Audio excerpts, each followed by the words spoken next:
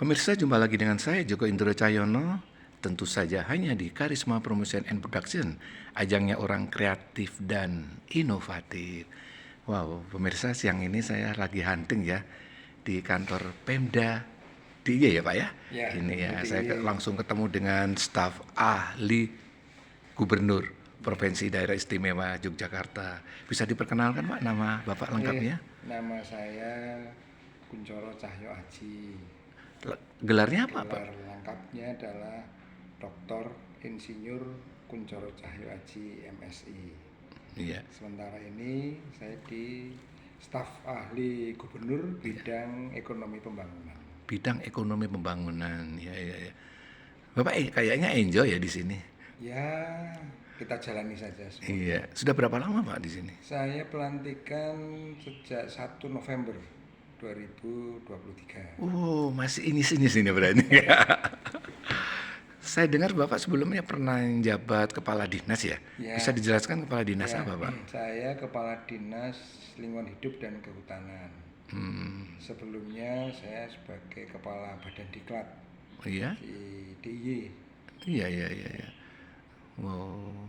Jadi banyak berkaitan juga dengan diklat Bapak ya. Ya. Ya, baik Pak. Tema kita kali ini adalah bagaimana menumbuhkan ya jiwa kreatif, inovatif dan kemandirian generasi milenial menurut Bapak ya. Mungkin Bapak saat menangani diklat atau mungkin saat di Dinas Lingkungan Hidup dan Kehutanan sampai sekarang di staf ahli mungkin Bapak ada pemikiran. Menurut Bapak gimana?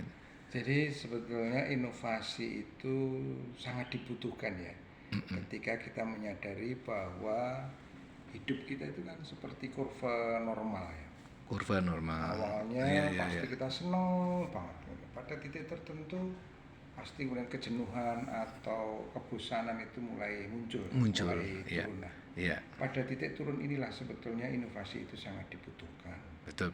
Hanya sekarang persoalannya adalah apakah menurunnya kurva itu dirasakan sebagai masalah apa tidak, ini yang harus kita sampaikan kepada banyak orang, terutama generasi milenial, karena ketika sudah memahami, merasakan itu permasalahan, ya mau tidak mau inovasi harus dilakukan.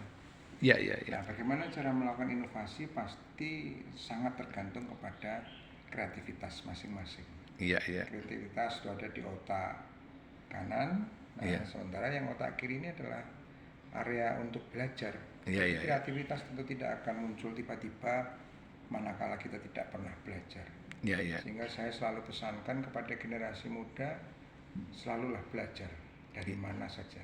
Iya, jadi intinya setiap saat, setiap waktu, dimanapun juga kita harus kreatif. Ya. Apalagi generasi milenial Pak ya. Generasi milenial itu perubahannya sangat cepat sekali. Transformasi budaya dengan adanya digitalisasi, kemudian ada perubahan-perubahan transformasi yang dampak dari digitalisasi itu juga cukup banyak. Sehingga tentu permasalahan itu akan selalu berbeda ya. Generasi saya dengan generasi muda, dan tentu inovasi itu juga akan berbeda. Betul ya Pak, generasi Bapak dulu dengan sekarang sebetulnya lebih leluasa, lebih banyak peluang yang sekarang ya Pak ya? Iya. Karena ada era digital ya Pak ya? Iya, jadi sekarang itu ya informasi sudah ada di tangan, sehingga inovasi itu pasti bisa dilakukan dimanapun dan kapanpun. Jadi pesan Bapak buat generasi milenial gimana dengan adanya era digital ini harus? Ya, pesan saya adalah tingkatkan kepedulianmu atas masalah-masalah sosial dan jangan lupa untuk selalu belajar supaya kreativitasmu muncul dan inovasi akan selalu generasi muda ciptakan. Iya Pak. Tapi di balik itu Pak, ternyata di era digital ini ya Pak ya, juga muncul ya istilahnya gejala lifestyle ya. Anak-anak muda yang sekarang lebih instan juga Pak. Nah, sementara Bapak juga seorang pakar lingkungan hidup juga ya. Apa enggak ada ide semacam bikin apalah Pak, pelatihan yang kaitannya dengan sekolah alam agar mereka ada kepedulian itu Pak? Sebetulnya gini Pak, bagian dari kecerdasan itu selain intellectual capital, selain social capital, juga adanya intellectual intelijensi capital, artinya kecerdasan kecerdasan lingkungan. Iya, iya, iya, betul. Nah, ini juga harus dimunculkan bahwa secara sederhana ketika kita buang air kecil misalnya di kamar kecil, kemudian kita tidak guyur, maka sebetulnya kita sudah merebut hak orang lain untuk menikmati kamar kecil itu. Iya, Sehingga inilah yang mesti harus dimunculkan. Dengan kecerdasan lingkungan ini, harapannya generasi muda akan memiliki kepedulian pada lingkungan, iya. termasuk juga buang sampah. Hmm, Buang sampah, ketika kita buang sampah tidak sesuai dengan jenisnya, maka sebetulnya kita juga sudah mengganggu, bahkan merebut hak orang lain untuk menikmati indahnya lingkungan hanya karena Anda tidak membuang sampah iya, secara terpilah. iya, Pak. Sekarang ya Pak, muncul jadi permasalahan yang cukup pelik ya Pak, masalah itu Pak ya. Ya, permasalahan menjadi pelik. Jadi kami ada program sampah selesai di tingkat kelurahan. Harapannya adalah sampah bisa dikelola di setiap kelurahan. Hanya persoalannya adalah dari hulunya. Memilah sampah belum kita mulai. Padahal itu adalah kata kunci untuk pengelolaan sampah yang baik. Iya, iya. Cobalah pilah dari dapur, itu mulai dari yang organik dan anorganik. Yang organik simpan aja di rumah untuk kita jadikan kompos, atau dikumpulkan di TPS 3R untuk kita kelola menjadi maggot dan yang lain-lain. Iya. Jadi intinya ini ya Pak ya, jadi generasi milenial ini selain harus kreatif, inovatif di era digital ini, tapi juga harus cinta lingkungan begitu. Iya. Maksud Bapak begitu? Harus cinta lingkungan dengan menambah kecerdasan lingkungan sebagai bagian dari generasi muda milenial. Oh, jadi mereka harus peduli ya Pak ya. Ya. Jangan hanya memanfaatkan era digital aja, tapi kepedulian lingkungan nggak ada ya Pak. Apa sih Itu namanya istilahnya? ecological quotient. Oh, iya. Jadi Kecerdasan lingkungan, kecerdasan lingkungan ya Pak ya, itu perlu juga dimiliki ya Pak ya.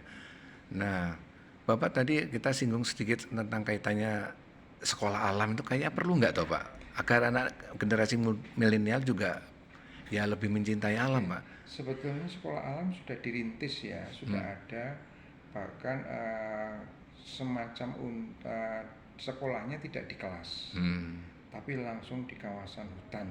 Pada waktu itu kita coba rancang bahwa generasi muda kan kita kenalkan dengan lingkungan, mulai dari mengenal tanaman hutan-hutannya, flora faunanya, bahkan sampai pada dampak kegiatan manusia yang berakibat pada lingkungan.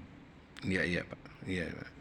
Pak mungkin ada 3 kata Pak, pesan Bapak buat generasi milenial ya, agar mereka kreatif, inovatif, mandiri, tapi cinta lingkungan. 3 kata Pak. Yang pertama, Selalu belajar, tingkatkan kepedulian, Kedua. dan lakukan untuk bisa lebih bermanfaat pada lingkungan. wow, itu ya Pak ya. Wow, luar biasa nih pemirsa, kita ngobrol dengan Bapak Dr. Kuncoro. Mudah-mudahan wawancara ini banyak memberikan manfaat buat pemirsa, khususnya generasi milenial. Terima kasih, semoga sukses. Terima kasih Pak. Terima kasih.